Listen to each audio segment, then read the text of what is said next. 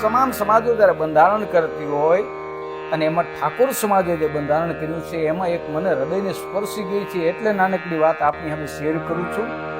ખાસ સાંભળજો ઠાકોર સમાજના યુવાનો, તમે આ વાતને યાદ કરજો. હું કોણ છું, મારો ગુરુ કોણ છે, મારો પંથક કયો છે, આ વાતને યાદ કરજો. તમને ઊણો વિચાર નહીં આવે, આની ગેરંટી આપું છું. એટલે નાનકડી વાત કરવી છે સાહેબ.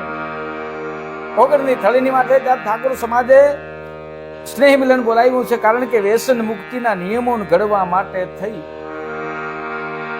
અને એમાં આજુબાજુના પંથકના 3 જિલ્લાના માણસો જ્યારે એકત્રિત થયા હોય,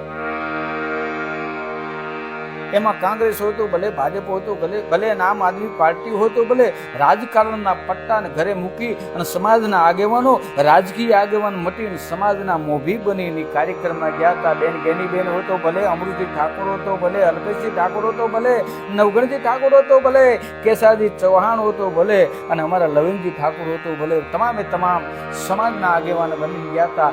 અને એ બને ઘટના એવી બને, પ્રતિજ્ઞા લેવાની છે, પ્રતિજ્ઞા લઈને બધા જુદા પડ્યા છે. પણ બાજુમાં તેરવાડા કરીને ગામ, તેરવાડા ગામનો એક ઠાકોર ઘરે આવ્યો ને ઘરે આવ્યો એટલે પોતાના ભાઈએ પૂછ્યું કે મોટા ભાઈ ક્યાં ગયા હતા? તો કે હું સમાજના બંધારણના કાર્યક્રમમાં ગયો હતો. તો કે એમાં શું નિર્ણય લેવાયો છે? ઘણા નિર્ણય લેવાયા છે. વ્યસન મુક્તિની વાત થઈ કે હા થઈને, તો તમારે બચપણથી વ્યસન છે એનું કાંઈ વિચાર કર્યો? અને ત્યારે માણસ મરક દાંત દેતા દેતા એટલો બોલ્યો હતો કે હા, મારે બચપણથી વ્યસન છે, પણ ઓગણની થળીની માથે સંત સદારામ બાપુના નામથી વ્યસન મુક્તિ માટે થઈને પ્રતિજ્ઞા લેવડાવી છે. મેં પ્રતિજ્ઞા લીધી છે કે મોટા ભાઈ તમે કેમ રહી શકશો?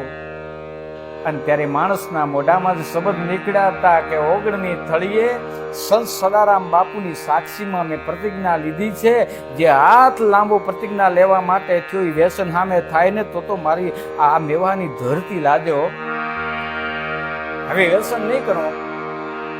ઘણા સમજાવ્યા મોટા ભાઈ, ધીરે ધીરે વ્યસન મુકાય નહીં કે એક ઝાટકે મૂકવું છે. દુનિયાના ઘણા માણા ધીરે ધીરે મૂકે,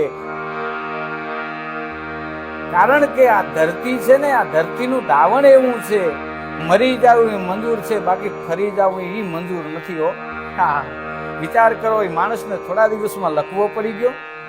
ડોક્ટરે પણ એમ કીધેલું કે આ માણસને વ્યસન મોટું હતું ને વ્યસન મૂકવાથી લખવો પડ્યો છે.